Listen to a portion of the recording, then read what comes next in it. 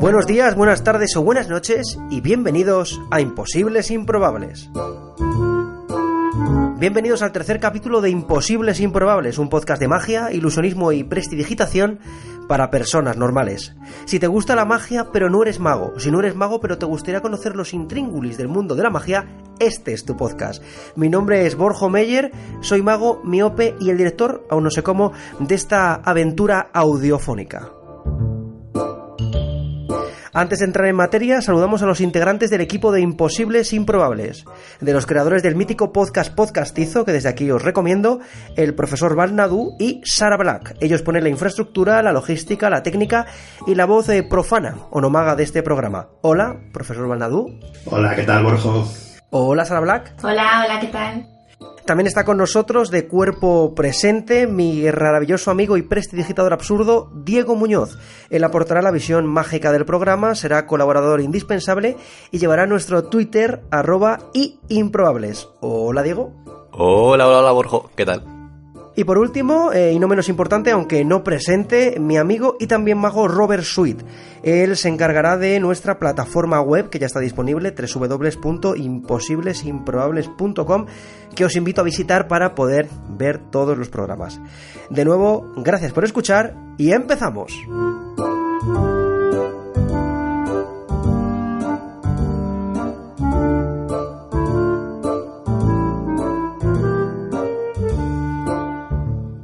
Entramos en el cuerpo, en el núcleo del tercer programa de Imposibles Improbables, y lo hacemos con una mujer que ha dedicado su vida a mejorar la cultura mágica de nuestro país. Hola, Laura Vilés, y bienvenida a Imposibles Improbables. ¿Qué tal? ¿Cómo estás? Muy bien, encantado de tenerte hoy aquí con nosotros. ¿Qué tal en nuestro estudio? Muchísimas gracias por invitarme, estoy muy a gusto. Bien. Bueno, te hemos traído, como ya hemos adelantado, por tu experiencia tan dilatada y tu extraordinario trabajo dotando a los magos de cultura mágica. Y es que hoy, damas y caballeros, hablaremos de libros de magia. Pero antes de entrar en materia, la fotografía audiofónica de Diego Muñoz. Diego, adelante.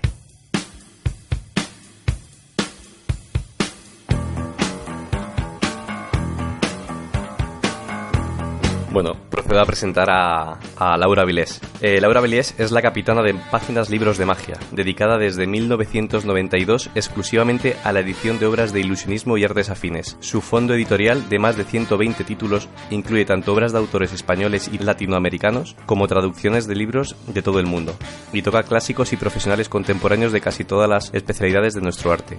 Hace 2 años abrió un nuevo punto de venta de los libros llamado Paréntesis de Olvido, donde fusionó 2 universos, magia y té. El objetivo, a través de actividades constantes, es llenar de magia el barrio de Lavapiés. Y bueno, muy actualmente, por no decir hoy mismo, le han dado el mayor premio del Festival Hocus Pocus de Granada, así que enhorabuena. Muchísimas gracias. Esto es de rabiosa actualidad, Diego, ¿eh? Me encanta, estamos aquí como si fuera hora 25 esto. Bueno, vamos a comenzar, Laura, ahora sí, hablando de libros, que es a lo que hemos venido y evidentemente pues es tu especialidad fundamental. Este programa está enfocado no directamente a los magos, aunque sé que también lo escuchan, sino que nuestro oyente perfecto, nuestro oyente objetivo es aquel que le gusta la magia, pero que no es mago. Y aún así, sobre esa base sobre la que vamos a hablar. Vamos a comenzar a hablar, porque bueno, el lema de tu editorial, Páginas Libros de Magia, es lee y llegarás lejos. ¿Cuál ha sido, en tu experiencia, en tu conocimiento, cuál ha sido la importancia a lo largo de la historia de los libros de magia, a lo largo de esa historia de la magia? Vamos a ver, te voy a contestar con una anécdota, porque es muy gráfica y porque la gente se va a dar cuenta por qué los libros, y concretamente los libros de magia, son importantes. Tú sabes que los magos se reúnen en asociaciones, se agremian en asociaciones. Entonces me contaron una anécdota, se hizo un experimento en una de estas asociaciones, se invitó a 5 profanos, es decir, a 5 personas que no sabían magia, a que aprendiesen en un vídeo, o sea, visualizando un vídeo, un juego de magia. Y al cabo de una semana tenían que volver a la reunión de la asociación y demostrar lo que habían aprendido. Paralelamente hicieron el mismo experimento con otros 5 profanos, pero esta vez les dieron un libro para que ese juego de magia que tenían que presentar lo leyesen.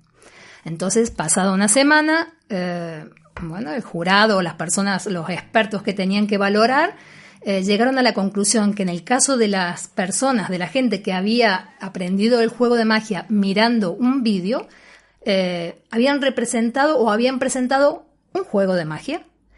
O sea, 5 personas desarrollaron un juego de magia. Sin embargo, las personas que habían aprendido a través del libro, el jurado concluyó que habían visto 5 juegos diferentes. Entonces, cuando me preguntas la importancia de los libros, en esta anécdota se encierra la respuesta. Es decir, leer implica un proceso cognitivo, una experiencia en la que la persona tiene que aportar su cultura, su experiencia, su subjetividad, tiene que interpretar, decodificar lo que el juego le está queriendo decir, lo que el autor está escribiendo, y ese proceso por sí solo es tan enriquecedor que el resultado tiene que ser infinitamente de mayor calidad. Por lo tanto, como decía Arturo de Ascaño, maestro de Tamariz y de muchísimos magos españoles y de todo el mundo, una de las fuentes de aprendizaje son los libros, pero es una de las fuentes más importantes. No es incompatible con otras fuentes. También podemos ver vídeos, también podemos ir a congresos de magia, reunirnos con otros colegas, pero los libros tienen una importancia fundamental. Al final, como esto me suena un poco a... no es lo mismo la imaginación o el trabajo que le aportas intelectivo, ¿no?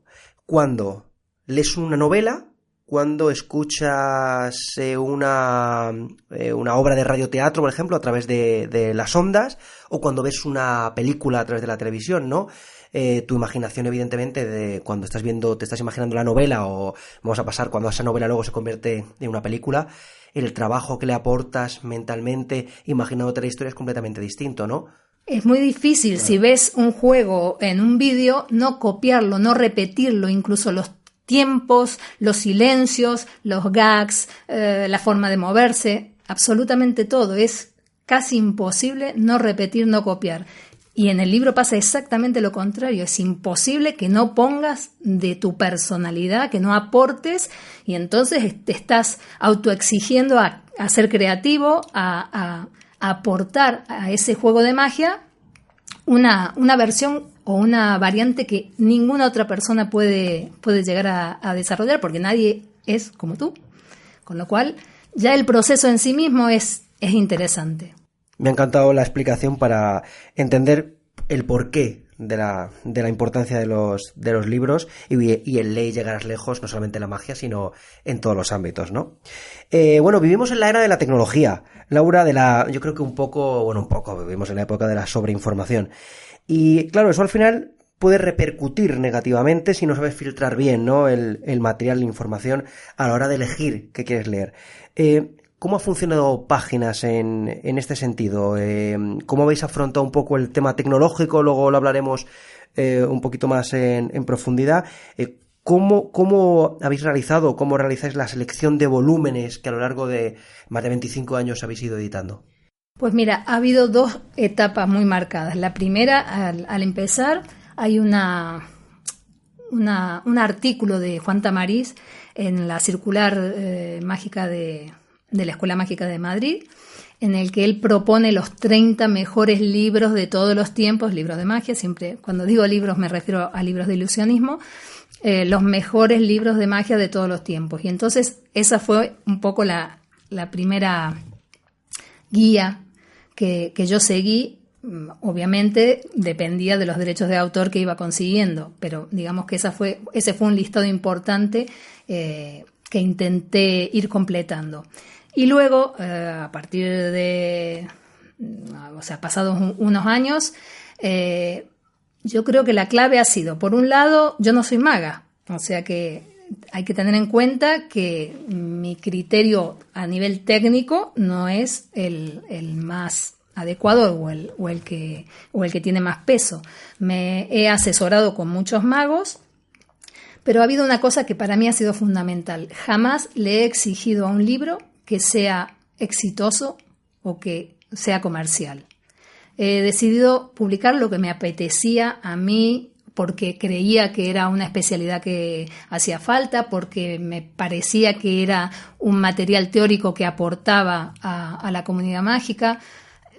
Entonces ha sido bastante intuitiva la selección, ¿sí? Y sigue siéndolo. Ahora mismo sigo publicando clásicos y cualquiera podría decir, pero eso ya está pasado. Pues para mí tienen más importancia los clásicos, más importancia que nunca, justamente en una era en la que hay tantísima información y tantísima paja que la gente, cualquiera publica. Es muy fácil publicar y está bien que publiquen, pero no todo el mundo tiene algo que aportar. Tengo también una anécdota de cuando Joshua Jay, que es un mago norteamericano ahora mismo muy exitoso, pero se presentó con 20 años a la editorial diciéndome que quería que le editásemos un libro, y yo le dije no, porque con 20 años no tienes mucho que decir. Sin embargo, maduró profesionalmente y ahora mismo él ha creado una editorial interesantísima y es uno de los magos más, digamos, sólidos a nivel de aportes literarios, pero en aquel momento yo consideré que no lo era. Entonces, creo que hay que hacer una selección muy cuidada de lo que se edita y hay que confiar en ese criterio. No importa que no se venda, no importa que no se venda muchísimo, no importa que la gente no se entere de que ese libro existe. Llegará el momento, si el material es bueno, en una comunidad tan pequeña como la nuestra, que al final ese libro ocupa un lugar dentro del fondo editorial, por lo menos de páginas. Es elegido por no solo por intuición, sino porque debe estar allí. Hombre, has tenido una intuición buenísima, porque aunque nuestros oyentes no magos no lo sepan, has editado libros de la importancia y la categoría como la colección Tarbell, que yo tengo el lujo de tener, que es maravillosa, los libros de Arturo Dascanio, los libros de Tommy Wonder, que son magníficos, y muchísimos otros que ahora mismo no me acordaré, pero... Sí, hay muchísimo material. La verdad que solamente cuando vamos a los congresos y empezamos a sacar un ejemplar de cada uno de los títulos publicados para poner en el stand, nos damos cuenta de la cantidad de material que hemos logrado publicar. Bueno, siguiendo con el tema de la tecnología, Laura, en los últimos años pues parece que el papel ha ido amenazando no solamente en los libros de magia, sino en general, ¿no? En el mundo del libro. Se ha visto amenazado entre comillas, ¿no? Por el formato digital, por el PDF, por el Kindle. ¿Cómo crees, en tu experiencia muy amplia, que puede evolucionar el mundo de los libros de magia en este sentido? Bueno, yo creo que en este momento estamos como en una transición. No sé qué pasará dentro de 10 años, que los cambios se están produciendo como muy vertiginosamente, pero hoy mismo estamos en un momento de transición. Quiero decir que todo el boom de lo digital y de los soportes nuevos y de las tecnologías que, bueno, causó mucho revuelo y dio mucho miedo a la industria editorial y tal, en realidad se ha quedado como en menos de lo que nos imaginábamos. Y de hecho, por ejemplo, en el último Congreso de Vitoria, que ha sido hace muy poquito, Congreso de Magia, que lleva 30 años desarrollándose, paradójicamente se presentaron 6 libros nuevos. Yo jamás había asistido a un congreso donde se presentasen 6 libros y todos se vendieron y tuvieron bastante éxito. Quiero decir que también el exceso de información, que por un lado está muy bien porque se democratiza la información, tenemos la posibilidad a través de Internet de transmitir muchísimos datos y muchísimas noticias y muchísimo material a gente del otro punto del planeta, pero hay un trabajo terrible en seleccionar lo que vale y lo que no vale, y la gente lo que no tiene ahora es tiempo. O sea, ya no importa lo que cueste, ni el libro, ni el PDF, o sea, la gente, lo que escasea, el bien que hoy escasea, es el tiempo. Con lo cual, las editoriales o la gente que es experta en esto de seleccionar la información, en hacer libros, te está allanando el camino, te está facilitando la vida para que cuando te sientes a leer y dediques ese poco tiempo que tienes a leer, pues leas lo más importante. Con lo cual, yo insisto, hay una transición. Hoy por hoy el libro aguanta. Quizás al principio pensábamos, bueno, se va a convertir en algo elitista, es decir, solo unos pocos van a poder acceder a comprarse un libro. Tampoco, porque cada vez están más baratos, porque hay más competencia o porque hay algunos insumos. El papel no, desde luego, este año ha subido 5 veces el coste del papel, o sea que hay obstáculos. Pero más que elitista, va a ser un tema como minoritario. Yo creo que hay un placer relacionado al objeto libro que una parte de la población, por supuesto minoritaria, sigue manteniendo, y eso va a seguir adelante. Dentro de 10 años no lo sé, pero creo que en este momento los libros de magia gozan de buena salud. Lo que sí, hay que tener cuidado en que sale publicado mucho material, cualquier persona se entusiasma y se pone a escribir porque es sencillo a priori, parece sencillo editar, parece sencillo imprimir, todo esto está al alcance de cualquiera, pero la selección de lo que es calidad, de lo que no lo es otra cosa. O sea, igual que vas a un profesional para que te asesore con determinados temas, no sé, de decoración, cualquiera puede comprar unos muebles y colocarlos en una casa, pero hay gente especializada que lo va a hacer mejor. Mira, esto me recuerda a 2 puntos que me decías. Para mí, yo siempre que he visto un libro de magia, mi sensación ha sido la misma que cuando yo veía, o cuando sigo viendo, yo estudié Derecho, los manuales de Derecho. Evidentemente, un manual de Derecho tenía un coste superior al que puede tener una novela sin, evidentemente, quitar valor a una novela, pero evidentemente estamos hablando de que los libros de magia son manuales de formación y como tal, evidentemente, pues tienen un precio superior al que pueden tener otro tipo de libros que no sean manuales de formación como este tipo, ¿no? Yo los comparo siempre cuando veía códigos mercantiles, que eran unos tochos de 500 páginas, y eran libros que costaban 50, 60 euros y servían para eso, tenías que formarte y eran para eso. Y luego, por otro lado, sí que es cierto que, claro, ese problema de la sobreinformación llega a que alguien que llega a la magia y no sabe por dónde tirar, puede empezar con unas pequeñas notas que de repente ha visto una conferencia sin haberse leído un Tarbell, sin haberse leído un Kaplan, sin haberte leído un libro de formación, que es a lo mejor por donde había que empezar, por la base por la que había que empezar, ¿no?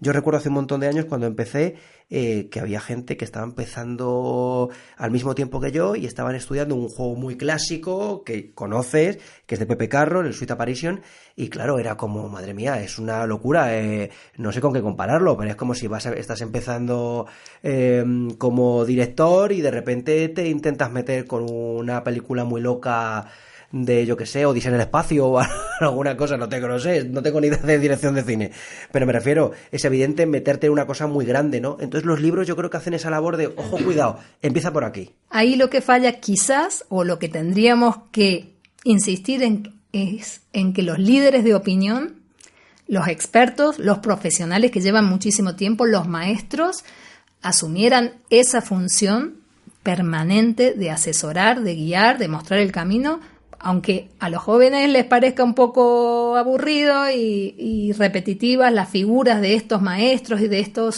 estos profesionales, pero realmente la experiencia les da esa posibilidad y ahorran muchísimo esfuerzo y ahorran camino, y entonces en los círculos de magia, en las asociaciones, yo creo que los maestros tienen que volver a asumir ese rol. Antes también lo desarrollaban las tiendas de magia, hoy no, porque con la crisis económica o con la necesidad de venderlo todo, pues se ha perdido un poco este espíritu pedagógico que tenían las tiendas de magia, que eran lugares de encuentro, lugares donde el aficionado sigue necesitando el contacto directo. Por supuesto que se vende todo por internet, pero la gente sigue necesitando que la mires a los ojos y le digas, bueno, pero tú ¿qué tienes ganas de hacer? ¿Qué quieres aprender? ¿O para qué quieres aprender? Porque no es lo mismo una persona que quiere entretener a sus nietos los fines de semana que una persona que quiere dedicarse profesionalmente a ello, o una persona que no quiere profundizar en determinada línea pero sí en otra. Es decir, hay millones de posibilidades dentro de la magia. El 97% de los aficionados a la magia no se dedican profesionalmente a ello. Lo hacen porque es un hobby, una afición. Y eso hay que explicarlo. Y cualquier persona puede aprender desde cero sin saber absolutamente nada y sin tener ningún tipo de habilidad. Entonces, todo eso se explica cara a cara. Hay que orientar a la gente. Y bueno, entonces hay mucho publicado, hay muchas editoriales que editan libros de fotografía, de cocina, ahora de magia, ahora de... O sea, ¿por qué? Porque se vende, porque se ha puesto de moda, pero resulta que hay una editorial especializada exclusivamente en el tema que te interesa. Pues investiga, y esa es la facilidad que da Internet. Ahora cualquiera nos encuentra. Antes no, estábamos escondidos en una tercera planta y solo los magos sabían cómo llegar. Nuestros libros no estaban en las librerías. Eso era pecado. O sea, ahora con Internet todo eso ha cambiado. Entonces, la tecnología hay que saber usarla para eso, para llegar a donde quieras. Pero luego la parte, la relación con los que saben, eso hay que mantenerlo. O sea que hemos visto que la tecnología sí es una buena herramienta, sí nos puede servir. Bueno, vamos a continuar porque veo que el profesor Balnadú quiere hacer algunas apreciaciones en torno a todo esto que llevamos hablando Laura y yo. Si es que yo estaba aquí, estaba escuchando y no tenía intención de intervenir porque digo, esto está quedando tan bonito que da pena interrumpir. Pero la verdad es que estoy aplaudiendo con las orejas cada cosa que decís porque, francamente, lo primero que habéis comentado con respecto a la pervivencia de los libros, yo creo que estoy completamente de acuerdo en que el libro de papel no puede morir de ninguna forma porque somos muchos los que simplemente el mero hecho de tenerlo entre las manos, pasar las hojas o leerlo, un libro nuevo, eso no puede desaparecer por mucho libro digital que haya ahora, que oye, tampoco estoy en contra de los libros digitales, pero desde luego yo creo que va a pervivir. Es más, recuerdo, no sé si, bueno, supongo que conocéis a Isaac Asimov, el autor de ciencia ficción, tiene un pequeño pasaje, es en uno de estos, como él escribía tantísimas cosas, es en un libro de estos de recopilación, no recuerdo ahora mismo dónde está, pero recuerdo haber leído un pasaje en el que él defendía por qué los libros de papel no van a desaparecer de ninguna forma. De manera científica explicaba razones múltiples por las cuales no podía desaparecer. Desde que en cuanto se acabe la electricidad no queda otra opción, hasta otras muchas cosas que es que no recuerdo ahora mismo, pero era curiosísimo. Ya lo buscaré, lo traemos un día y lo ponemos. Es que en definitiva yo creo que es una experiencia y la gente buscamos pequeñas experiencias diarias para sobrevivir en esta sociedad moderna y eso no puede desaparecer. Y además también se han hecho estudios en educación donde se ha visto que los niños que leen en un libro, al contrario de los que están leyendo ahora en tablets, tienen otra experiencia, lo leen mejor, lo asumen más, todo lo que están leyendo pueden volver a ciertos puntos y en definitiva consiguen mejores resultados, mejor rendimiento académico. Tiene que ver también con lo que decías antes, de que el que lee el libro tiene otra experiencia, tiene que aportar algo propio, eso es impepinable, por lo tanto... Tiene que decodificar, tiene que interpretar, sí, tiene que deducir, tiene que hacer un montón de operaciones que le están enriqueciendo. Yo misma cuando viajo, por ejemplo, prefiero llevar un libro de papel y es verdad que es muy bueno estos aparatos electrónicos en los cuales puedes llevar 50, 60 libros, pero la experiencia con cada uno de ellos no es la misma y si disfrutara mucho, como me ha pasado, leyendo algo, luego lo compro en papel, lo querría tener ahí de esa manera. Sería similar a la radio frente a la televisión, que la radio también tienes que poner de tu parte, es que la televisión ya te viene todo... Sí, ojo, no son incompatibles, no quiere decir que haya que elegir uno de los sistemas, claro. Es simplemente ante esta alarmante noticia que dice el libro desaparece. Yo creo que no. Luego otra cosa, felicitarte por lo que has dicho de edito lo que quiero, lo que me apetece, independientemente de si vaya a tener éxito o a priori vaya a tener éxito o no, que luego resulta que lo tiene. Así que eso me parece fantástico porque es la manera, yo creo, mejor de... Bueno, no sé si tiene éxito o no tiene éxito, me da un poco igual. O sea, la mera pervivencia ya prueba que lo seguramente, tiene. Te cuento otra anécdota. Stephen Minch es un editor norteamericano muy prestigioso Estuvo hace muchos años aquí de visita y entonces comentando con él los libros que yo editaba y las tiradas, o sea, la cantidad de ejemplares de libros que sacaba de cada título, me dijo, ¿con qué te drogas? Porque dice, eso solamente drogado se puede aguantar, porque son tiradas muy pequeñas, son reducidas. Por eso te digo, éxito, no lo sé. Éxito para mí, el hecho de tener un fondo editorial, un catálogo variado, unos títulos que perseguí hasta conseguir los derechos durante muchísimos años, en algunos casos 20 años persiguiendo los derechos hasta conseguirlos. Me parece que tienen que existir en castellano. Sencillamente, y ahora no los leerán demasiada gente, pero dentro de 5 años sí. O sea, aquí ha pasado, por ejemplo, con 3 escalones del mentalismo. Recuerdo también al comprar los derechos a Anita Tamariz, que me dijo, estás loca, no hay mentalistas. Y es uno de los libros que más hemos vendido, reimpreso, reeditado, porque aunque no haya mentalistas, es un tema que interesa. O sea, uno nunca sabe, no tenemos capacidad para hacer estudios de mercado, ni por eso te digo, es muy intuitivo, pero yo creo que tienen que existir. ¿Diego? Sí, bueno, yo tengo una pregunta, que seguramente sea la pregunta polémica de la entrevista, que no quiero que se malinterprete. Como diría Tamariz, fuera. No, pero es en relación con la piratería. Entonces, mi pregunta es, o sea, yo no quiero fomentarla ni nada, no quiero que se me malinterprete. De hecho, yo soy un fetichista, me gusta tenerlo de colección y comprar libros, pero sí quiero saber tu opinión acerca de piratería, porque sí que entiendo que haya chavales jovencitos, que a lo mejor, en plan, adolescentes, que a lo mejor no tienen suficiente dinero, dado que los libros de magia tienen un precio más elevado que una novela, como hemos comentado antes. Y puedo entender que los chavales jóvenes, pues, para poder leer y formarse hasta que tengan su propio sueldo o su propio dinero, puedan comprárselos. Pero me gustaría saber tu opinión. A mí me parece, vamos a ver, una cosa que has dicho, que los libros son caros. También dice Tamariz, no son caros, cuestan mucho dinero. Y no es lo mismo. Y tiene razón. Pero a mí me parece fantástico que los chicos pirateen, tengan PDF, circulen, hasta que puedan tener su propia biblioteca mágica, que ha pasado con muchísima gente que ha apoyado el proyecto Páginas Libros de Magia, que al principio tenía el PDF y luego ha querido tener su propia biblioteca porque le da satisfacción, le da prestigio como profesional o como aficionado, quiere ser parte de este proyecto porque somos 4 gatos en definitiva, y entonces quiere participar de esta manera teniendo los libros. O sea, yo publico un libro y a los 2 días me llaman para preguntarme qué voy a sacar, y yo digo, pero acaba de salir una novedad. O sea, hay muchísima gente con nombre y apellido, es como que está abonada a esta hazaña cultural que es la editorial. Y entonces quiero decir que no me parece mal que los chicos o los jóvenes, cuando tengan problemas económicos, e incluso aunque no tengan problemas económicos porque están a favor de la democratización de los contenidos y piensan que es justo y tal, bueno, yo ni me molesto. O sea, ni siquiera me molesto en perseguir la piratería. Sí estamos dentro de Cedro, que nos defiende.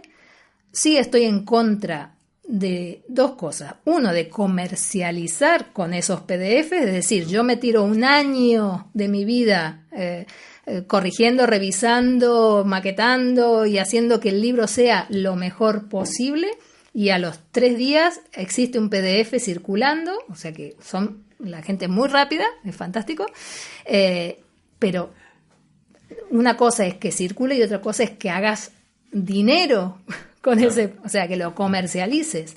Y yo lo que sí querría o me encantaría poder tener una charla con toda esta gente para explicarles que el autor, cuando vea que su obra no le compensa económicamente, que ya es una miseria lo que cobra un autor, es un 10% del precio de venta al público, los autores no van a escribir más. no van a compartir más porque no les va a compensar, evidentemente. Entonces, cuando uno quizás inconscientemente hace este acto de copia, de piratería o de compartir con todo el mundo y tal, sin querer está cargándose la creatividad, está cargándose el trabajo de mucha gente especializada y está destruyendo una industria. Entonces, ¿queremos esto? Fenomenal. Dentro de X tiempo, pues lo único que va a circular es paja. Que a ver quién es el guapo que tiene tiempo para seleccionar y para separar el trigo de la paja.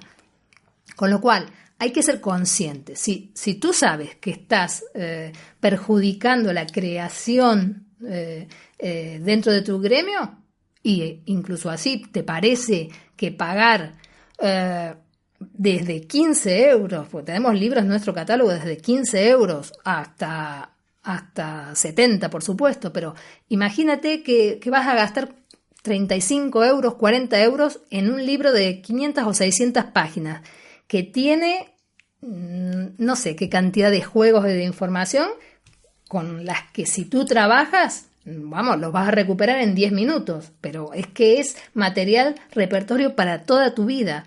Sin embargo, vas a cenar a algún sitio donde te clavan 35 euros y no te duele en lo más mínimo. O te pagas 3 cubatas en una discoteca y tampoco te duele. Hay un dolor especial relacionado con el libro, ¿sabes?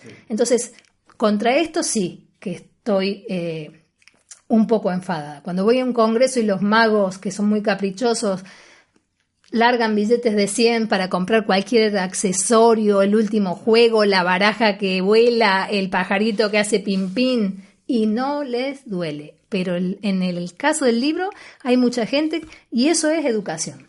Eso sí que es educación. Por eso vuelvo a la función de los círculos de magia, a la función de los maestros, a la función de la gente que lleva mucho tiempo, que tiene que informar, educar a la gente que empieza, al nuevo aficionado, al profano, que respete, que valore, que sepa lo que está haciendo. Eso sí. Pero si es por un tema económico, adelante. Lo importante es que la gente lea. Maravilloso. Muchas gracias. Un amigo mío aficionado a los libros decía, a raíz de esto que dices del dolor, de que a la gente le duele comprar libros, decía, bueno, te duele durante los primeros 5 minutos y después tienes toda la vida para disfrutarlos. Mientras Laura hablaba, el profesor Bernadú en silencio aplaudía sus palabras. No se veía porque esto es audiofónico, entonces no se ve. Bueno, no quiero continuar con la historia, pero sí que es cierto que con el primer volumen del Tarbell te puedes tirar de 10 años. Y es una maravilla. O sea, que con eso no hace falta tener 400.000 libros, sino que es que con uno es que puedes pasar muchísimo tiempo a aprender y ser profesional y vivir de ello. O sea, que es una maravilla. Bueno, tiene a punto también el tema del mentalismo, ¿no? Que decías los 13 escalones, y fíjate ahora que en la época en la que vivimos, que parece que el mentalismo cobra fuerza de nuevo, o sea que imagino que será una cuestión de siglos. Cíclica, sí. Así que bueno, seguimos hablando de la historia de páginas, con 2 preguntas que casi te hago seguidas, ¿no? Por un lado, ¿cómo surge la idea? Y por otro lado, bueno, pues cómo han sido esos más de 25 años de historia, seleccionando, traduciendo, editando cientos de libros, Laura. Pues vamos a ver, nosotros somos hijos de la editorial Fraxon. Digamos que Juan Tamariz me contagió el amor a la magia, Ramón Mairata me contagió el amor a los libros, y yo simplemente puse entusiasmo y trabajo personal, y bueno, acepté el desafío de continuar por mi cuenta en el año 92. ¿Y cómo han sido estos 25, 26 años? Pues ha habido de todo, apasionantes, por supuesto, absorbentes, porque cada proyecto es una historia, cada proyecto ponemos todo en el asador para que ese libro salga lo mejor posible. Hay un equipo aunque la estructura de páginas es muy pequeñita. Incluso alguna vez Gaetan Blum hizo la broma y dijo que yo me llamaba editorial, porque hacía todo al principio. Pero bueno, somos una estructura pequeña, pero tengo un equipo de profesionales distribuidos por todo el mundo que estamos desde el primer día colaborando, que más o menos se mantiene. Hablo de traductores, hablo de revisores, hablo de ilustradores, entre paréntesis, todos magos, porque es otra complicación que también intentamos en algún momento salirnos o para tener mayor variedad o mayor cantidad de colaboradores, y fue imposible. O sea que tienen que ser magos, tienen que ser un poco tarados como yo, tienen que estar enamorados, apasionados de esto, porque se le dedica muchísimo tiempo. Y realmente se termina un proyecto y casi no nos da tiempo ni a disfrutarlo, ni casi promocionarlo. O sea, le dedicamos cero a la promoción, a la publicidad, porque a los 3 días estamos metidos en otro proyecto nuevo. Y así han sido los 26 años. O sea, uno detrás de otro. Es un proyecto detrás de otro. Por ahí miro para atrás, ya te digo, en los congresos me doy cuenta, cuando los saco y los ponemos sobre una mesa, ha sido muchísimo trabajo, pero con gente fantástica. Te puedo nombrar a Luigi, Luis Alberto Iglesias, Rafael Benatar, Alejandro Romero, David Redondo, o sea, muchísima gente ayudando, Aitor Marcilla, Iñaki Caballero, mucha gente que ha colaborado, Juanma, o sea, mucha gente que ahora mismo no me voy a acordar de todas, pero que están y que ha sido permanente. Esto solo se hace si tienes cariño por lo que haces. Bueno, mencionando los libros y yo creo que se puede leer entre líneas de los prólogos de algunos libros en los que se menciona tu trabajo y se menciona toda la dificultad que puede suponer pues editar un libro. Yo no lo sé en primera persona, pero sí que lo puedo saber en segunda, porque lo hemos comentado alguna vez, ¿no? Brevemente. Entonces a mí sí que me gustaría comentarlo casi... por un lado, tanto para el profano, el no mago, que sepa evidentemente pues todo este proceso, que evidentemente en otras materias, también a la hora de editar otro tipo de libros de otros sectores, será también muy complicado, pero también al mago, y ligándolo un poco con esa lucha un poco contra la piratería, que efectivamente pues hace daño al sector. A mí me gustaría, que ya sé que es muy largo, pero que me contaras un poco cuál es el proceso que se sigue a la hora de editar un libro, desde el comienzo de elegir, seleccionar, no lo sé, no sé el orden, seleccionar, conseguir derechos, traducir, crear, fabricar, conseguir distribuir, todo ese proceso. Cuéntanoslo así un poquito. Digamos, es un proceso que en cada libro es diferente. O sea, hay algunos elementos comunes, algunos denominadores comunes, pero cada libro es una historia, o así la tomo yo. Es una historia nueva y es una historia que hay que resolver, y es como que hay que buscar las mejores soluciones para ese libro en concreto. Entonces, te puedo contar anécdotas de cosas que sucedieron, o para que la gente se haga una idea. De algunos libros pagué los derechos de autor 2 veces, porque se los pagué a una editorial, y luego resulta que apareció el caso de Corinda en un pueblito cerca de Londres. Apareció el auténtico Corinda diciendo, aquí estoy y estoy vivo. Y, bueno, imagínate qué alegría por un lado, y por otro lado, pues oye, que yo ya le he comprado los derechos a otra persona. O sea, al final tuve el honor de pagarle al propio Tony Corinda, y luego seguir, pero con todo lo que eso enriquecía la edición que íbamos a sacar. En el caso, por ejemplo, de la edición facímil que hicimos de la obra de Ciuró, del padre Ciuró, bueno, eso fue una locura, porque no sé si la gente sabe, evidentemente en la edición facímil tiene que ser exacta a cómo se editó originalmente, y entonces yo me encontré, escaneamos página por página, y me encontré, por ejemplo, que, claro, las letras, que en aquella época no existían los medios de impresión que tenemos ahora, estaban como rotas, ¿no? Había una A que se veía un poco rota, una B que se veía fea, y una C y entonces yo cogí letra por letra, página por página, de los 7 tomos que editamos, que eran miles de páginas, y en Photoshop me dediqué a pegar una A que se leía perfecta, y a pegarla en todos los sitios donde yo encontrara una A, y luego la B, y luego la C, y luego la D.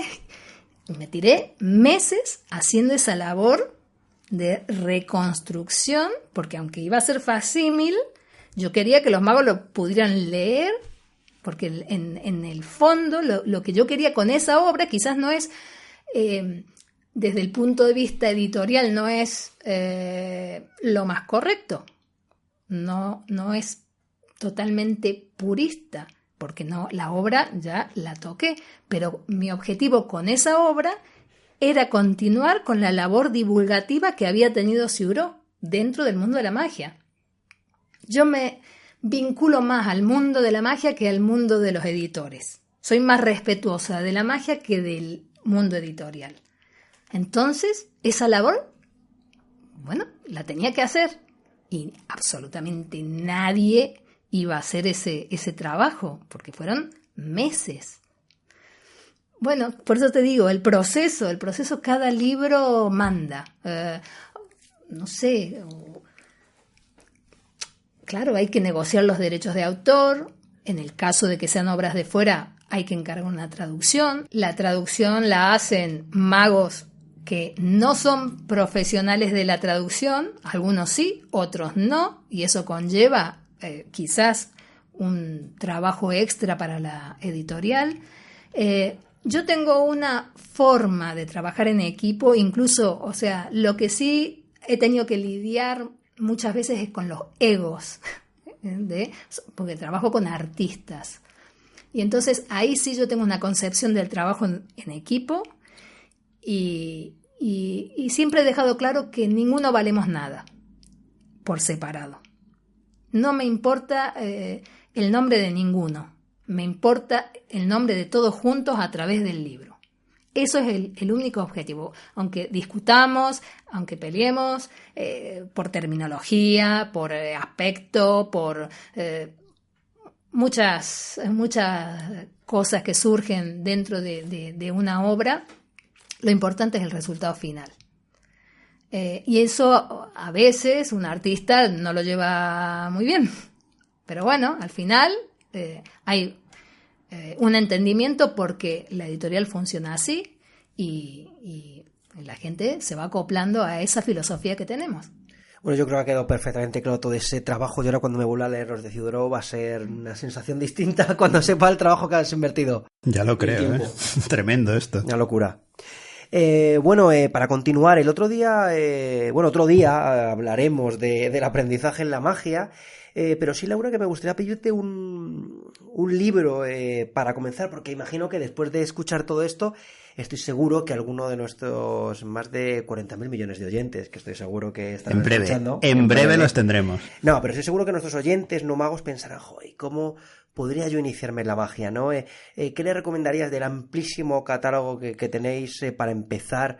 Alguien que no tiene ni la menor idea y quiere sentarse, coger un libro, abrirlo y decir... Es que Borja me ha robado la pregunta porque es lo que le iba yo a preguntar. ¿Qué libros nos recomendabas a los que no hemos prácticamente abierto ningún libro de magia? Pues te la hacemos conjunta, la pregunta. Pues mira, yo si al aficionado le interesan las cartas, que a veces es por donde empieza la mayoría de la gente, le recomendaría uno de los 3 libros de la trilogía Roberto Lai.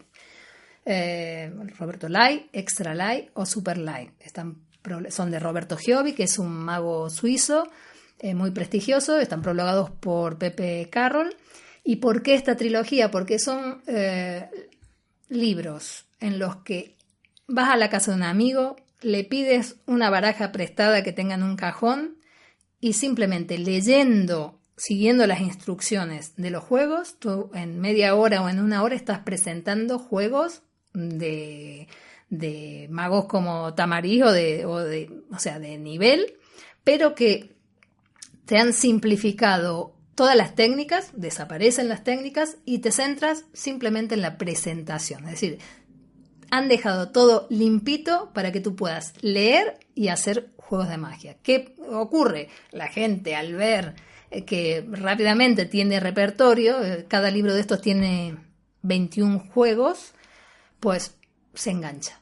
Entonces para mí son ideales porque enganchan a la magia. Luego ya te puedes pasar a Cartomagia Fundamental de Canuto o a la Gran Escuela Cartomágica a estudiar técnicas y poquito a poco ir avanzando. Pero lo ideal de estos libros es que por 17 euros, que tampoco estamos hablando de una tremenda inversión.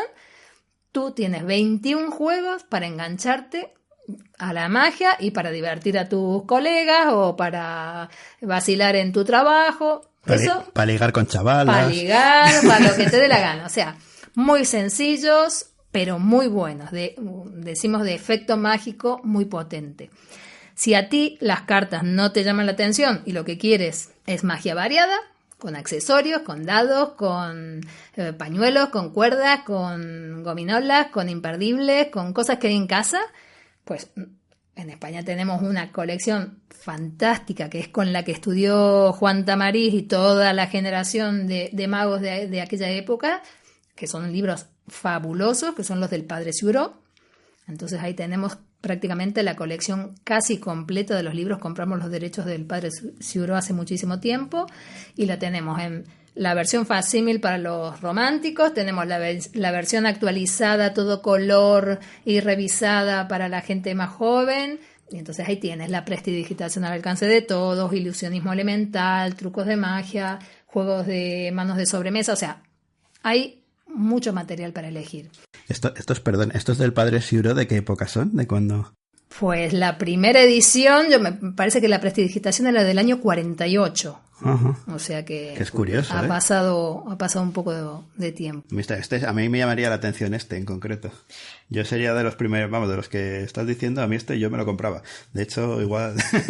Igual cae. A mí me llama la atención, por ejemplo, de historia de la magia o para conocer a grandes figuras de la magia, igual algún jueguecito, ¿no? Pero más teórico, ¿cuál recomendarías? Pues, digamos, tenemos un libro editado que es...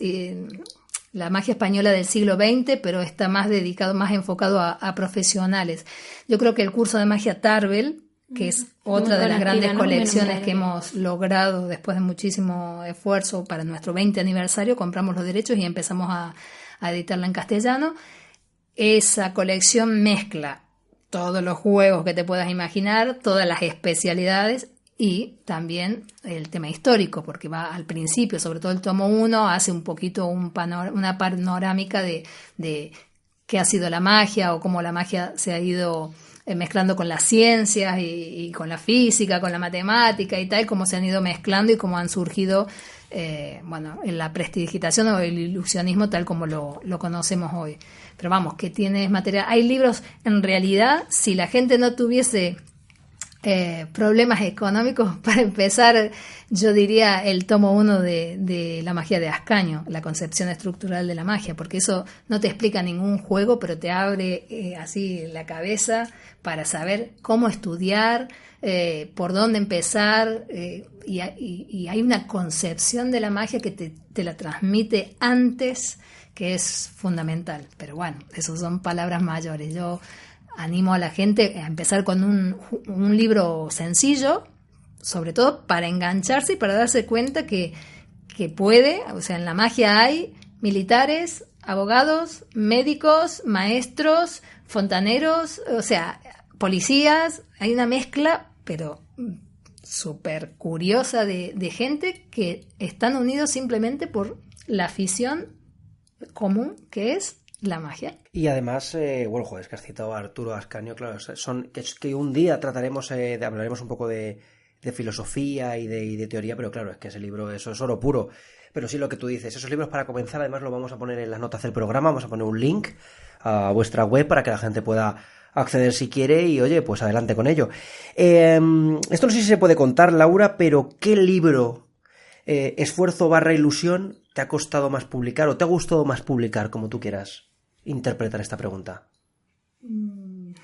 Digamos... Es muy complicado, ¿no? No es muy complicado, pero si te digo, por ejemplo, me da muchísima satisfacción, me enorgullece muchísimo haber podido comprarle los derechos de autor a Pepe Carroll, un año antes de que falleciera. Eso es como que porque llevaba mucho tiempo agotados los libros que había editado Fraxon, y Pepe en aquel momento no estaba bien y necesitaba, y pensamos en hacer una obra que fuese como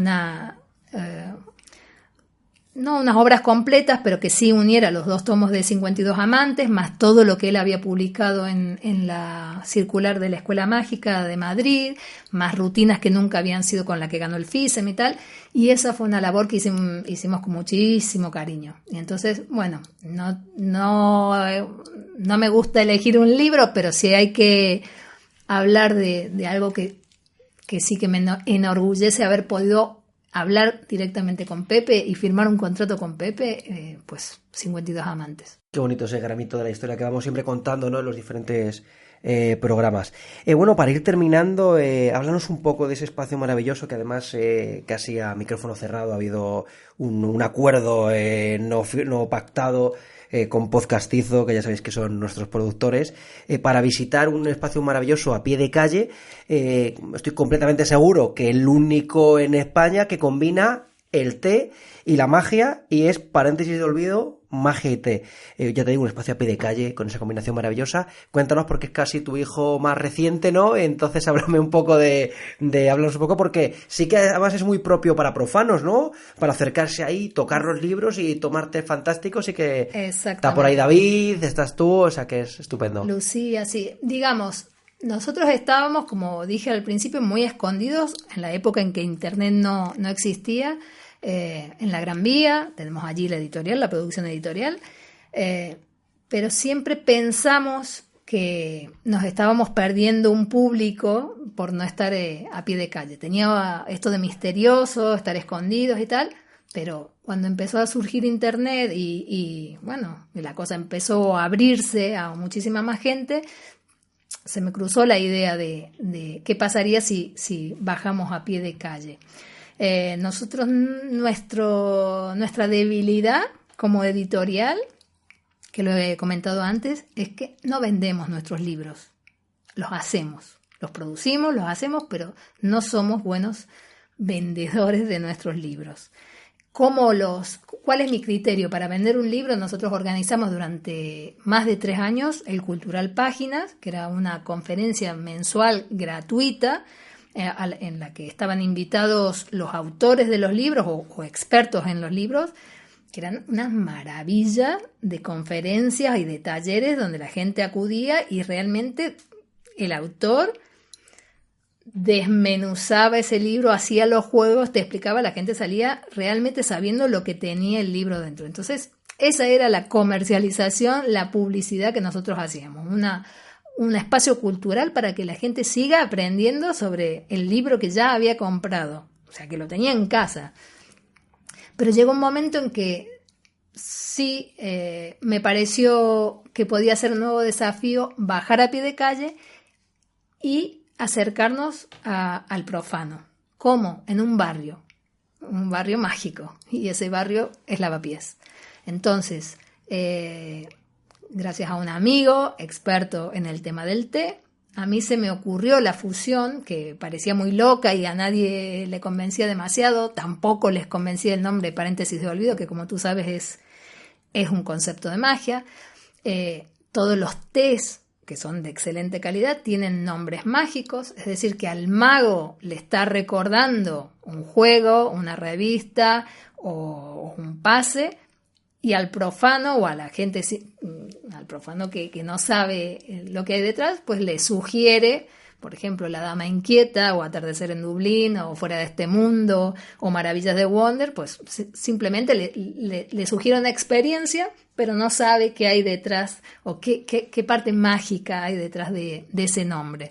Entonces, es un espacio que lo que pretende es acercar la magia al profano, pero con libros de magia exclusivamente nos pareció que era poco atractivo para el profano, y entonces cogimos esto del mundo del té y llevamos 2 años y medio, casi 3, fantásticos, porque llama la atención poderosamente. Nos han hecho reportajes en todas las teles que pasan por ahí, andan buscando sitios curiosos y originales, y la gente está justamente haciendo un paréntesis de olvido.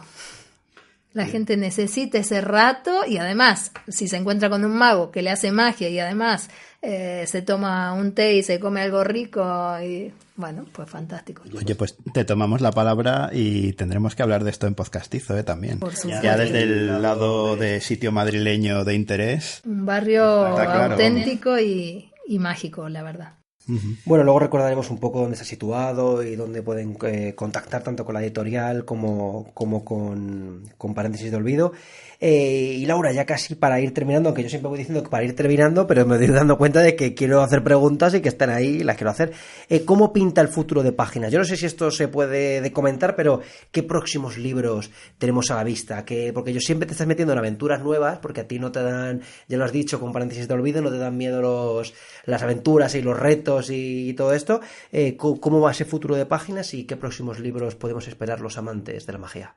A ver, te puedo decir, el futuro de Páginas no me preocupa, ni me lo planteo. El futuro de Páginas está bastante ligado a mi futuro personal, entonces depende también de ciclos vitales, de las pilas que uno tenga para un proyecto o para el otro. Páginas está consolidada y sigue adelante, quizás a un ritmo más tranquilo que al comienzo, pero bueno, siempre me estoy liando, como tú dices, y siempre surgen proyectos y aventuras en los que me gusta participar. Pero bueno, pasa el futuro de Páginas,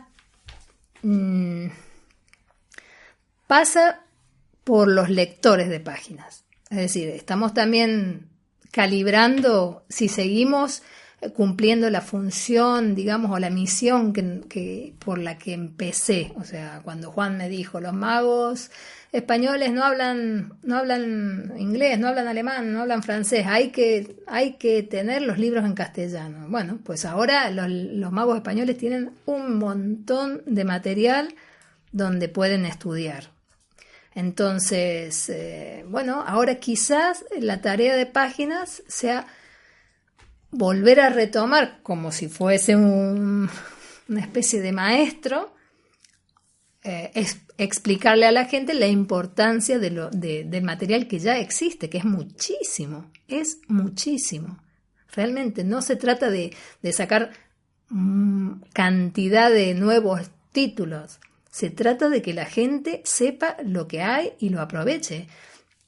Siempre lo nombro a Juan, pero bueno, es un poco mi referente. Ha leído 50 veces la cartomagia de Hofzinser y siempre le saca algo nuevo que en la anterior lectura no se había percatado. Es decir, ese material no son novelas, es material para toda la vida. Es para analizar, para releer. Entonces, seguiremos editando, por supuesto. Seguiremos, en Paréntesis de Olvido, inventando cosas nuevas para acercar la magia al mundo profano, porque ya no estamos tan encerrados en los magos. Lo dijo Piedrahíta, una vida con magia es una vida mejor. Y queremos que la gente lo sepa, que se entere. No todo el mundo lo sabe, pero nosotros lo creemos. Y entonces nuestra misión desde Paréntesis de Olvido es hacer que la gente descubra que existe la magia. Hay muchísima gente que no lo sabe. Entonces, seguiremos editando, pero también seguiremos encargándonos de los profanos que se acerquen a la magia, que vean buena magia, y que el que se anime, que ya digo que puede ser cualquier persona de cualquier edad, no necesita ninguna habilidad, puede hacerlo para satisfacción propia o para divertirse con los amigos o para hacerlo como un hobby, como una afición, incluso como una profesión, porque hay mucha gente que vive de esto y vive estupendamente. O sea que tiene 1000 posibilidades. La magia tiene posibilidades como una herramienta de comunicación, como una herramienta pedagógica. Ahí tenemos un sistema educativo tremendamente deficitario, no sé cómo llamarle, o que necesita de nuevas herramientas y de creatividad. Pues la magia tiene un espacio ahí estupendísimo. O sea, la magia tiene muchas más aplicaciones de las que conocemos. Entonces, hay trabajo para Iba a decir yo, incluso terapéutico. Totalmente, o sea, claro que sí. Claro que sí. Y bueno, para terminar, no te quiero insistir, pero ¿nos das alguna píldora, si no algún libro, alguna pista de algo futuro? ¿O te lo quieres guardar? Puedes hacerlo, puedes hacerlo. Bueno, te digo, me han ofrecido los derechos de otro clasicazo tremendo, que sería como realmente el broche, pero no sé. Bueno, lo dejamos ahí, Sabéis que a los magos nos gustan los secretos. Hay que dejar un poco de misterio para el oyente. La magia es misterio. Sería solo por romántica, lo creo, no sé. Bueno, esperemos que sí. Alguien me dice, ¿para qué hablas si sabes que lo vas a hacer? Pero bueno.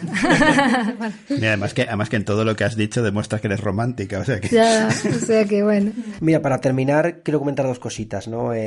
Sobre todo esto que comentabas, ¿no? Mago Karim, me decía Karim, que era una obligación, un día hablando con él, que era una obligación de los magos españoles, con la cantidad de libros en español que había, era la obligación del mago leer esos libros y tener esos libros y leerlos. Y luego yo que comparto mucho con Miguel Gómez y Armando Gómez de Grada Mágica, unos maestros históricos, siempre me hacen referencia que es que el problema es que nos leen, es que todo el rato me lo mencionan, es que el problema de la gente es que no lee y no acude a las cosas antiguas que hay que leer y que hay mucho material para leer, ¿no? Y luego, por último, y sí que es cierto, porque yo te he visto trabajar y todo esto que has comentado a lo largo de la entrevista, esa labor tuya o esa intensidad a la hora de compartir la cultura mágica y difundirla, yo sé que es auténtica, porque cuando hemos organizado, hemos empezado cualquier tipo de proyecto, de verdad que aunque los oyentes no te conozcan, sí es cierto que constantemente tu función, o sea, tu búsqueda no era personal o era de conseguir un beneficio ni económico ni de rédito de ningún tipo, sino era de verdad acercar la magia en concepto de cultura al público profano. Entonces yo que estaba ahí viéndolo, pues yo lo quería decir hoy aquí en las ondas audiofónicas.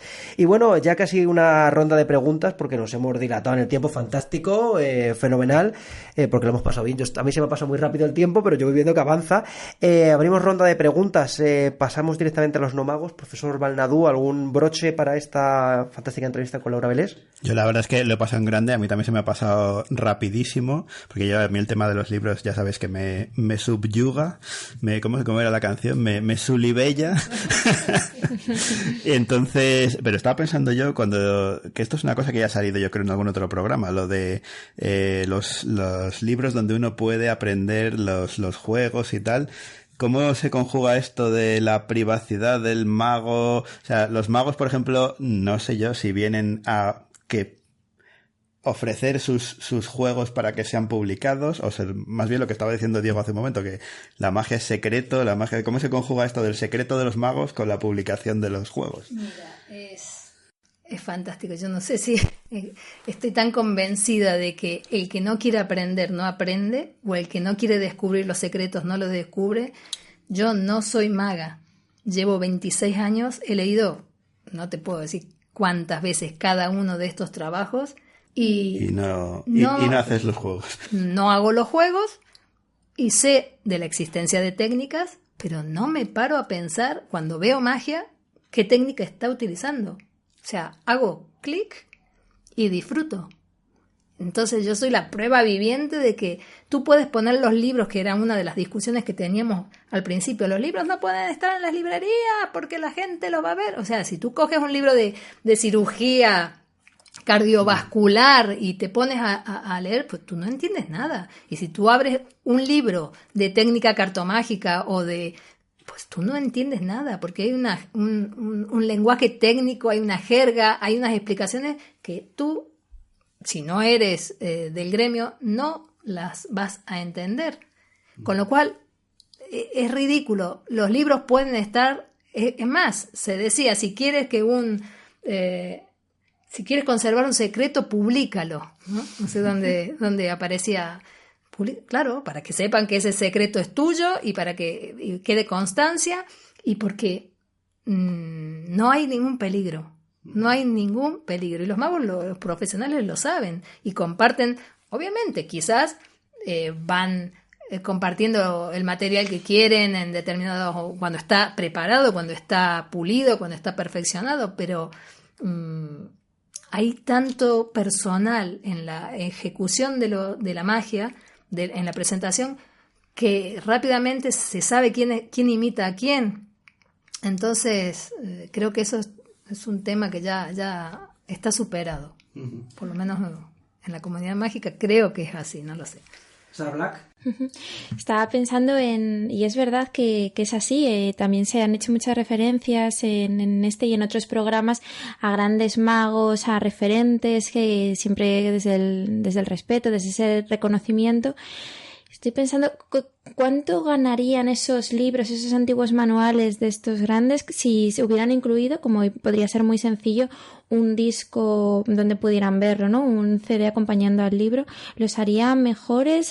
¿Daría pie, como decíamos antes, a que hubiera más variedad o algún tipo de modificación sobre esos clásicos? Tenemos muchos libros también que vienen con un DVD donde se ve al mago ejecutar los juegos o donde se ve una entrevista. Pero es que no queremos tampoco facilitar, queremos que la gente piense. Claro. Queremos que la gente le cueste un esfuerzo. O sea, efectivamente la magia no va a ser para el 100% de la población. No tiene por qué. O sea, entonces realmente alguien que está interesado tiene que esforzarse. Antes, cuando nos cuentan los maestros, para encontrar un libro era una odisea. El que tenía un libro venía de Francia y por eso el padre Ciudró pudo escribir tantísima literatura mágica, porque podía viajar, traer y todos lo adoraban, lo perseguían, porque era oro en polvo. Ahora tienen toda la literatura, el acceso, la el facilidad acceso de a internet, toda la aunque literatura, decíamos. pero ni siquiera, o sea, no es un tema de consumo. Tú puedes tener muchísimo dinero y comprarte 3 ejemplares de cada uno de mis libros. Pero no se trata de eso. Es que quiero que los leas. Y quiero que disfrutes y quiero que entiendas lo que ese autor está diciendo. Que me parece maravilloso a mí, que no soy maga. Digo, pues los magos deben estar... No, esto es la bomba. Y eso se ve, eso se transmite desde vuestra propia página web, Libros de Magia, donde está, por ejemplo, el Rincón del Principiante. Exactamente. Acércate, lee, puedes contactar con estas escuelas de magia, acudir de esta manera a asociaciones. Y qué difícil, ¿no? Qué sencillo ahora y qué difícil en su momento. Sí, nosotros si te fijas en la web, está saturada de información porque Sí. somos, ya te dije, nuestro fallo es que no somos muy vendedores. Nosotros ponemos un exceso de información y ponemos miles de secciones llenas de información que nadie lee. Te doy una anécdota. Cuando empezó todo el tema de la tecnología, compré los derechos de una obra de casi 1000 páginas, encargué la traducción. Trabajamos muchísimo en ese libro que se convirtió, no me acuerdo si eran 11 capítulos de PDFs gratuitos que tú hoy mismo te puedes descargar, tú y todo el mundo. Y aparte de esos 11 hicimos para el 25 aniversario otros 25 PDFs gratuitos y la gente no se los baja. Pensar en magia, ¿verdad? Pensar en magia y el juego de regalo que tenemos en librosdemagia.com, solo por estar registrado. No tienes que comprar nada, no tienes ningún compromiso, no tienes que hacer más que descargarte el PDF y leerlo. Pues la gente no se lo baja. Porque el problema no es el dinero, no es un tema económico. El problema es de educación, el problema es de cultura, el problema es de que no sabemos lo que hay ahí y lo que nos va a reportar la alegría inmensa y la ilusión y el mundo en el que nos va a permitir entrar si nosotros nos hacemos magos o si somos capaces de hacer magia. Es que es sencilla, la gente quiere comprar el gazpacho, no quiere que le expliques cómo se hace. Es eso. Pero lo que pasa es que esto no es gazpacho, esto es magia, tío. Se nota la pasión, además. ¿Y cuántas personas se han acercado ahora que estáis, vamos a decirlo, yo creo que no lo hemos dicho, estáis en la calle Sombrerería 24, esquina Argumosa, ¿no? En Metro de Lavapiés. ¿Cuántas personas, pues así como nosotros, que decimos, ay, fíjate qué buen plan, nos vamos a acercar, conocemos este sitio, magia, té, paréntesis de olvido? ¿Cuántas personas han dicho, ay, pues vamos a comprar un libro, vamos a intentar hacer esta prueba? Es asombroso, ¿no? Pero la gente sigue queriendo ilusionarse y todos los días entran personas que no habían visto magia o que piensan, conozco a alguien, o parejas que dicen, no me lo puedo creer, yo soy amante del mundo del té y mi pareja le fascina la magia, todos los días entra gente. Por eso digo, todavía uno tiene esperanza, ¿no? Porque la gente quiere sorprenderse, la gente quiere experiencias diferentes o quiere momentos especiales, y la magia es esa herramienta que lo permite. No está todo perdido entonces. No, para nada. Estupendo. Bueno, Diego Muñoz, ¿alguna aportación final? Sí, yo tengo una pregunta. Hoy vengo como a salirme del resto de preguntas. Nos has hablado mucho de magia, pero no nos has hablado de té. Y yo soy muy cafetero y siempre he pensado, me encantaría saber algo más de té, o cuando alguna vez pido un té, decir, ¿cuál pido? Entonces, ¿cuál, desde tu gusto más personal, cuál recomiendas? O aparte de los que servís en vuestro sitio mágico. Yo sí que soy de té, ¿eh? Vamos a ver, yo soy amante de la yerba mate, soy argentina, y entonces los tés verdes me resultan demasiado sutiles, demasiado suaves, así que me inclino por los tés negros, especiados o si quieres frutales o florales, pero negros o negros puros. Entonces tenemos, digamos, no somos expertos en té, seguramente hay muchos otros sitios donde haya una variedad mayor a la que nosotros tenemos. Creo que tenemos 50 blends, pero los blends que tenemos, las combinaciones las hemos inventado nosotros con el asesoramiento de un experto, pero vuelvo a lo mismo, la parte del té, que es de excelente calidad porque viene de Alemania y es una de las empresas más fuertes en el mundo del té, no lo presentamos para expertos en té, no tienes que haber tomado té, es desde el punto de vista lúdico, te invitamos, tienen nombres mágicos, te invitamos a que pruebes un 52 amantes a través del espejo. Y tú dices, ¿y eso qué es? Bueno, mira, prueba los ingredientes, dime qué sensación te produce, permítete jugar. Y entonces esto entronca con la magia. Es un acercamiento lúdico a algo diferente. Yo no soy del mundo del té. ¿Ah? ¿Por qué? ¿Está prohibido? ¿Te lo prohibieron? ¿Tienes alguna religión que no te deje? ¿No? ¿Ah? ¿Te apetece probar algo distinto? O sea, porque magos tampoco somos todos, pero ¿nunca se te cruzó hacer algo distinto, no? ¿Quieres probar? Prueba. Y entonces jugamos, enseñamos a la gente a que pruebe, y resulta que descubre que además de muchísimo más sano que tomar bebidas con gas o llenas de azúcar o no sé qué, oye, pues que hay otro mundo fantástico ahí por descubrir y por seguir jugando, porque en definitiva la magia también es un poco eso, ¿no? Seguir asombrándose de cosas distintas o de las mismas cosas de toda la vida, pero con una actitud, eso, de asombro. Muy bien, lo ha hilado Laura fantásticamente, ese té, magia, los vamos a invitar a que acudan allí. Y bueno, y para terminar, una pregunta que hacemos, Laura, a todos los invitados. Quiero que me cuentes tu momento más impactante vinculado con la magia. Uno que será muy complicado en toda una vida mágica, que algo que te venga a la mente, algún momento mágico. Uh-huh. Bueno, porque estamos hablando de Paréntesis de Olvido y la verdad que el momento de la inauguración de Paréntesis me emocionó muchísimo porque toda la comunidad mágica estuvo presente. Y yo no me esperaba ese apoyo. Y bueno, Encarnita, Ramón, todos los dueños de tienda, los magos. Fue como una explosión lo sentí como una explosión de apoyo y de cariño en esa inauguración, en la que actuó Murphy, Pepe Villuela, un montón de magos queridos, Carlitos Adriano, un montón de gente, todos vosotros, ya no me acuerdo ni quién estaba ni quién no, vino gente de otros lugares, de Málaga, de tal.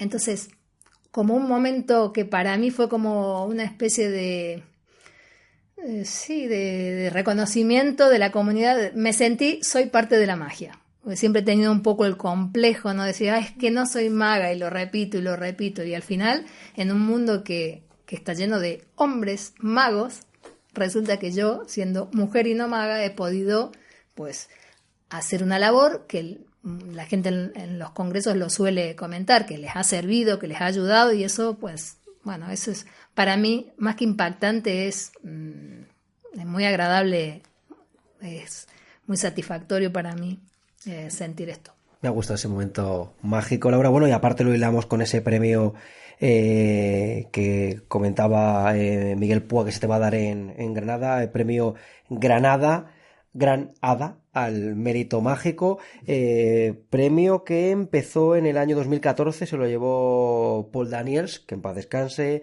En el 2015 Miguel Aparicio, que en paz descanse también. En el 2016 Juan Tamariz. Cuidado, no, claro, parece que no, que está relacionado, no, por favor. 2016 Juan Tamariz, 2017 Ramón Mairata, que fue el invitado del programa anterior.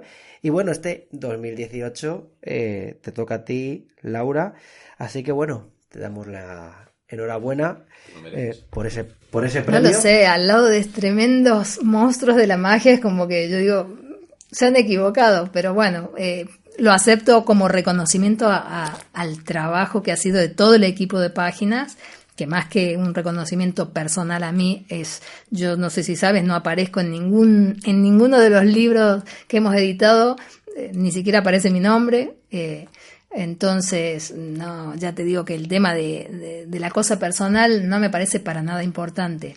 Sí del equipo y sí de la hazaña cultural, como decía Francisco Garzón Césped, otro de los autores, la hazaña cultural que en la que se ha transformado esta editorial. Entonces, desde ese punto, pues lo agradezco, pues muy contenta, claro. Bueno, pues esperemos que siga adelante, que los magos podamos seguir disfrutando, que los no magos consigan enganchar y en cualquier caso que vayan a tomarse un fantástico té con nombre mágico. Bueno, ¿dónde os podemos seguir? Vuestras redes sociales, las pondremos de todas formas en las notas del programa, pero la dirección esta del paréntesis de paréntesis de olvido es la calle Argumosa, que es la central, digamos, de Lavapiés, la más conocida, y es justo esquina Sombrerería. La dirección es Sombrerería 24, pero es justo una esquina muy mágica, ves un cartel enorme, paréntesis de olvido, magia y té. Y en la web librosdemagia.com. Y de todas formas, sencillo. Twitter, Facebook, lo vamos a poner en las notas del programa. Así que, Laura, simplemente muchísimas gracias. Gracias por a venir vosotros. a Me Imposibles lo he pasado Improbables. genial. Gracias. Bueno, hemos llegado al final de este tercer capítulo. ¿Qué tal, profesor Balnadú? Yo me lo he pasado como un enano, vamos, de los que mejores, te digo. Te veía aplaudiendo ahí en silencio porque sí. No podía aplaudir, estaba feo aquí en el podcast. Claro. Sara Black, también te he visto que te ha gustado mucho porque Muy tú también bien, tienes muy una bien. labor educadora y yo te he visto en alguna manera, te has visto reconocida las palabras de Laura. Sí, ha sido un programa en el cual hemos disfrutado muchísimo, la verdad que sí, lectura, magia, ¿qué más podemos pedir? Y Diego Muñoz, claro, tú evidentemente eres mago y bueno, pues esto estoy seguro que te habrá impulsado a comprar casi semanalmente libros en la editorial.